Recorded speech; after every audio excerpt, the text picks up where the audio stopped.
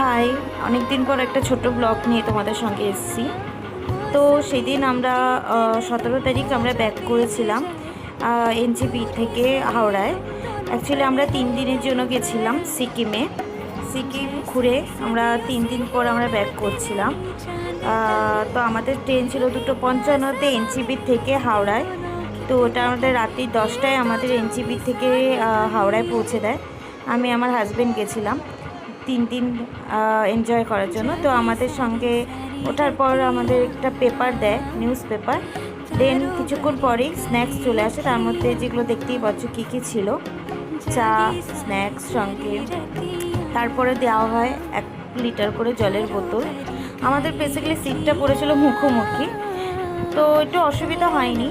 তো দেন আমাদের পরে আসে ডিনারটা 8টার মধ্যে আমাদেরকে দিয়ে দেয়। ব্রেকফাস্ট ডিনারে ছিল রাইস।